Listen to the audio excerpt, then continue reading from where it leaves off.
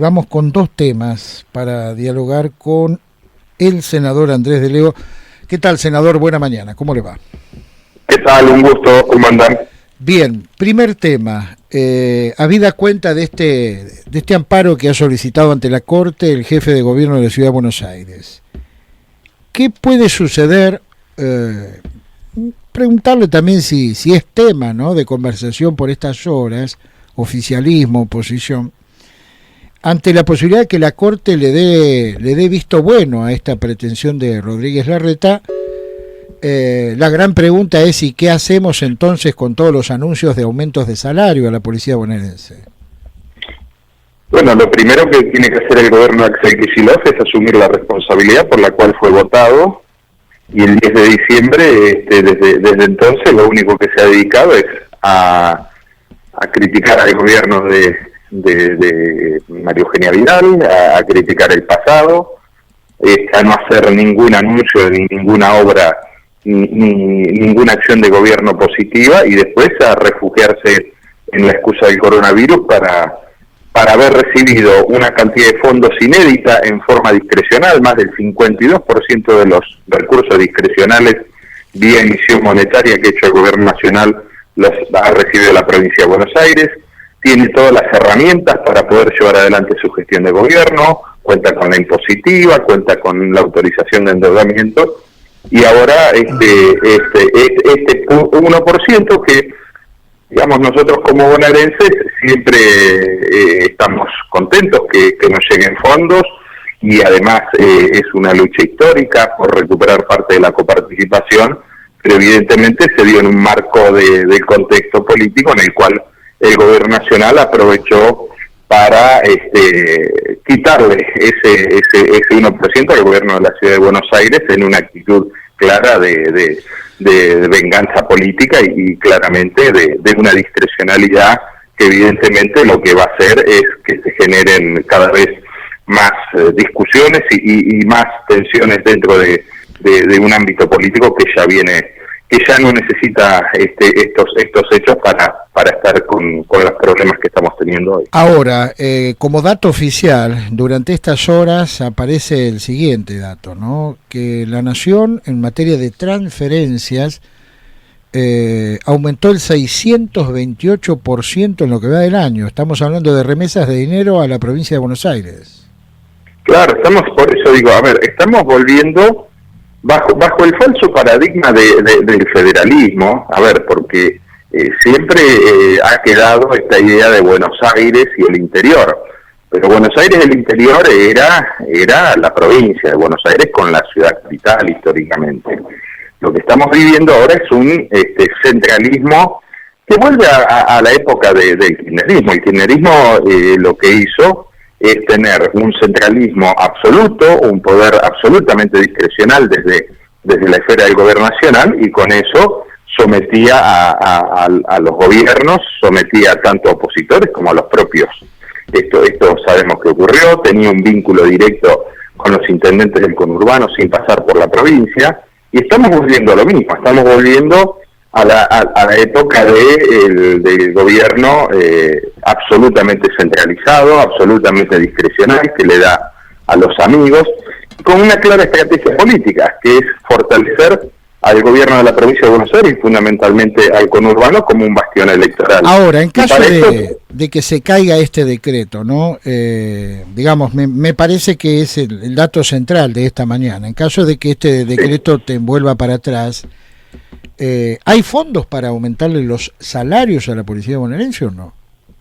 Bueno, evidentemente tiene que haber una administración que tiene que tendrá que reordenarse. Recordemos que el gobierno de Axel Kicillof tuvo durante varios meses en caja más de 30.000 millones de pesos, después tuvo un incremento en materia de recaudación en los primeros meses, fundamentalmente por aumento de las leyes tanto nacionales que son coparticipables. Lo que pasa es que el gobierno de Axel Kicillof se sentó sobre la caja sin tratar de abrir discusión. Después vino la pandemia y esto parece que ofició como una gran excusa. La verdad es que hay un oscurantismo muy muy importante también sobre cuál es el real estado de situación de la provincia en materia financiera. Dejemos de lado ahora, hagamos un impas con el tema policial, pero ahora vienen en busca de aumentos salariales los docentes, los empleados del Poder Judicial y los de la salud, ¿no? Digamos, un poco, si no había para la policía, no debería haber para ellos. Digo, bueno, pues, ¿usted descarta la posibilidad de que se le pida algún otro punto a la Ciudad de Buenos Aires para pagar docentes, judiciales y gente de la salud? Bueno, evidentemente uno no es que lo descarta porque la verdad que de este gobierno puede esperar cualquier cosa. Lo que digo es que de esta forma me parece que lo que se va a recrudecer es una situación de tensión política, a una situación que ya de por sí está muy agravada. El gobierno, evidentemente, tanto nacional como provincial, están absolutamente desorientados, han encarado muy mal su estrategia económica. Recordemos, el ministro apostó todo solamente a la renegociación de la deuda, renegociación que se pudo dar, afortunadamente, por dos razones que nosotros veníamos mencionando: que no iba a ser imposible, como ellos mencionaban, esta posibilidad, que la renegociación de la deuda era factible, y la otra es la situación del contexto mundial, que ayudó a que los sectores financieros contemplaran situaciones como la que estamos viviendo en el mundo de hoy. Ahora, en el medio de esta estrategia, el gobierno tiene que empezar a buscar una salida ordenada de la pandemia, ir hacia un ordenamiento de la economía que se ha desordenado lamentablemente. A ver, todos somos conscientes que en nuestro gobierno, nosotros, digamos, la gente perdió poder adquisitivo en medio de un enorme esfuerzo que se hizo para tratar de ordenar las cuentas macroeconómicas de la Argentina, que se lograron corregir en enorme medida. Son conscientes de eso. Son conscientes de eso. Estamos absolutamente convencidos. Usted imagínese que el gobierno de Mauricio Macri asumió con un déficit fiscal corriente cercano al 5% del PBI, y llegamos a entregarlo al gobierno con un déficit del 0,4, es decir que el Estado podía prácticamente sin endeudamiento poder funcionar en el día a día. Obviamente con este enorme esfuerzo que implicó para la gente y bueno, y en el medio de un contexto político que lamentablemente generó muchísima incertidumbre desde lo económico. Pero lo que en menos de 3 meses, el gobierno, antes de la cuarentena, había profundizado el déficit fiscal, se habían generado ya nuevos 47.000 desempleos, el cierre de muchísimas empresas, y en el medio de una creciente emisión monetaria que efectivamente va a impactar. Después de la cuarentena esto se recrudeció. La verdad que el gobierno tiene que asumir que está en un contexto absolutamente complejo y que su estrategia económica y después la estrategia para llevar adelante la pandemia, de la cual se enamoró rápidamente porque creyó que este era el argumento que estaba buscando, que hubiera algo externo, un enemigo externo que permitiera justificar todos los desatinos que se cometieron. Pero lo que tiene que comprender es que el escenario que se le presenta es un escenario muy difícil, como para que encima tenga que, ponerle aditamentos en una tensión política que puede ser muy, muy mala. Buen día, senador de Leo, ¿cómo le va? Soy Analía. ¿Qué tal, Analía? Un gusto.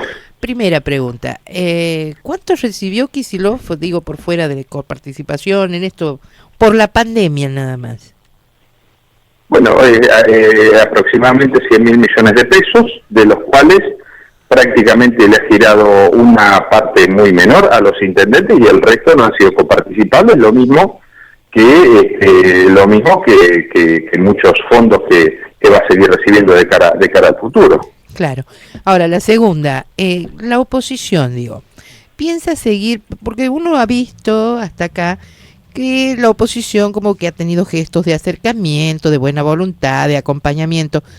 con todo lo que ha pasado, ¿la oposición piensa seguir manteniéndose así? Digo, acompañar y, bueno, concurrir cuando los llamen, ¿o están pensando en otra cosa? No, a ver, nosotros hay que separar, porque la oposición representa un arco político muy importante, entre los cuales hay responsabilidades de gobierno también. Es decir, entre el jefe de gobierno de la Ciudad de Buenos Aires, los gobernadores y la enorme cantidad de intendentes que tiene Juntos por el Cambio, también allí hay una responsabilidad que uno tiene que comprender, porque también está en juego la calidad de vida de los vecinos que ellos tienen que defender y representar. Así que en ese sentido nosotros no vemos mal que haya acompañamientos institucionales. Tampoco vemos mal que nosotros desde las legislaturas les demos la herramienta al gobierno nacional o al gobierno provincial para que pueda llevar adelante su gestión de gobierno. Pero lo que no vamos bajo ningún punto de vista convalidar son atropellos institucionales, y además vamos a seguir reclamando que la Argentina necesita tener un diálogo maduro, no un diálogo trampero como el que fueron víctimas los intendentes que fueron a acompañar en un momento muy difícil al presidente y al gobernador y le sacaron el cuchillo abajo el poncho para dar un golpe artero. Le hago la última, y si es que puede, en busca de su respuesta, que brevemente, ¿no? Ayer se aprobaron 41 pliegos de 41 jueces en el Senado. Así es. El oficialismo argumenta que son 41 jueces no nombrados durante la gestión de Vidal, sino de Vidal.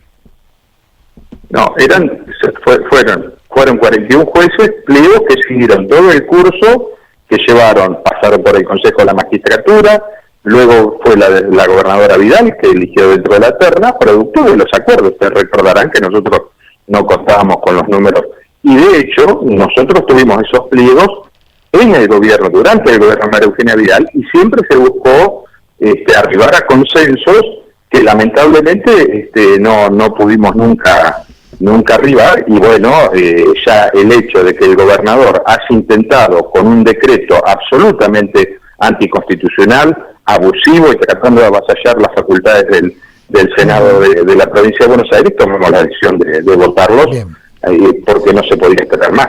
Senador De Leo, que siga usted muy bien, que tenga una buena jornada. Que les vaya muy bien, un gusto.